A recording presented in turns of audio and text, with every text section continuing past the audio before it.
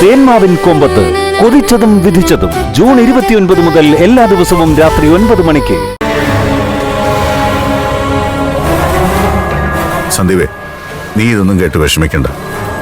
ഇവിടെ പെട്ടെന്നുള്ള ദേഷ്യത്തിന് അങ്ങനെ പറഞ്ഞാവും.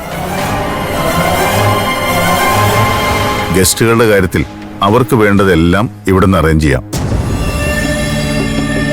ആ കാര്യം ഓർത്ത് നീ ടെൻഷൻ ആവണ്ട.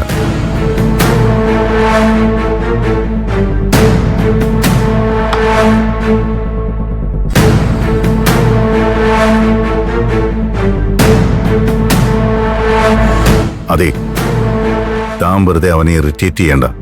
ആ ദേഷ്യത്തിന് അവൻ അവളെയും വിളിച്ച് ഇവിടുന്ന് പോയാ പിന്നെ നമ്മൾ പ്ലാൻ ചെയ്തൊന്നും നടക്കാതാവേ. ആ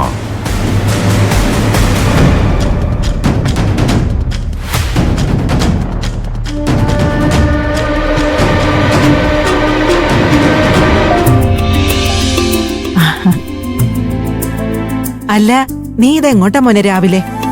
ഒന്ന് പുറത്തു പോവാ മുത്തശ്ശി. നീ ചെയ്തത് എന്തായാലും നന്നായിടാ മോനെ. എന്താ മുത്തശ്ശി? ഓ, ഒന്നും അറിയാത്ത പോലെ. നീ വിചാരിച്ചു ഞാനൊന്നും അറിയില്ലെന്നോ? എന്തായാലും നിനക്ക് അങ്ങനൊരു ബുദ്ധി തോന്നിയതുകൊണ്ട് നാട്ടിൽ നിന്ന് വന്നവരുടെ മുമ്പിൽ ദേവൂട്ടി അവളുടെ മാനം കാത്തു. മുത്തശ്ശി എന്താ പറയുന്നെന്ന് എനിക്ക് മനസ്സിലായില്ല.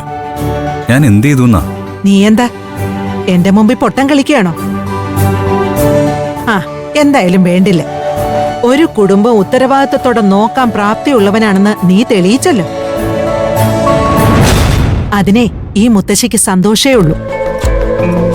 ഇങ്ങനെയുള്ള സന്ദർഭങ്ങളൊക്കെ മനസ്സിൽ മുൻകൂട്ടി കാണാൻ കഴിയുന്നിടത്ത ഒരു കുടുംബനാഥന്റെ മിടുക്ക്.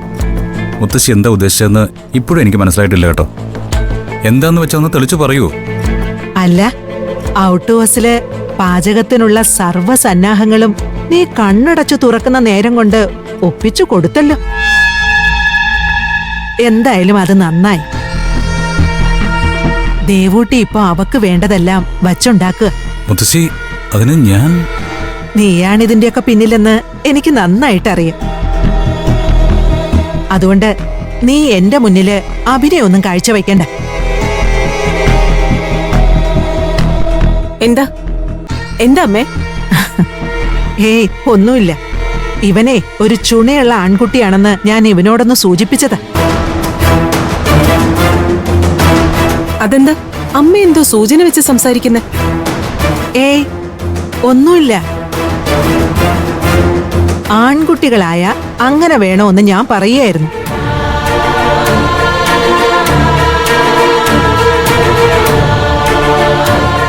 മുത്തശ്ശിയും മോനും തമ്മില് എന്തൊക്കെയോ ഗൂഢാലോചന നടക്കുന്നുണ്ട് ഇവിടെ. സന്ദീപേ, ഞാൻ അങ്ങനെ സംസാരിച്ചു എന്ന് വെച്ച് നിനക്ക് എന്നോട് മുഷിച്ചിലൊന്നും തോന്നണ്ട. വന്നവർക്ക് ഇന്നത്തേക്കുള്ള ആഹാരമൊക്കെ ഇവിടുന്ന് കൊടുക്കാം എന്ന് വെച്ച് അത് ശീലമാക്കാൻ നിൽക്കരുത്. നാളെ അവരിവിടെ ഉണ്ടാവാൻ പാടില്ല, കേട്ടല്ലോ? അമ്മ ബുദ്ധിമുട്ടണമെന്നില്ല. വന്നവർക്ക് വേണ്ടത് എന്താന്ന് വെച്ചാ ദേവൂട്ടി കൊടുത്തോളൂ. ഞാനൊന്ന് പുറത്തു പോവാം.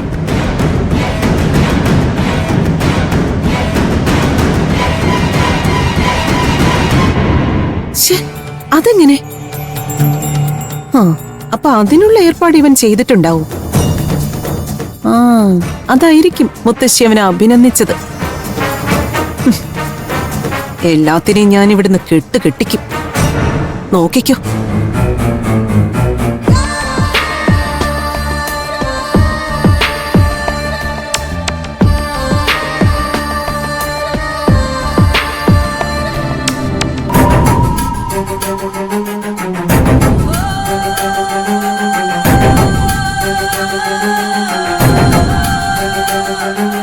എന്താണ് സീരിയസ് ആയിട്ടൊരു ആലോചന? അവളുടെ കാര്യം തന്നെ ഞാൻ ആലോചിച്ചോണ്ടിരുന്നത്. ആ ദേവൂട്ടിയുടെ. എന്തു പറ്റി? അല്ല, അവൾക്കെന്തോ മന്ത്രവാദമൊക്കെ വശമുണ്ടെന്ന് ശ്രേയലാമ്മ പറഞ്ഞപ്പോ ഞാൻ ആദ്യം അത് വിശ്വസിച്ചില്ല.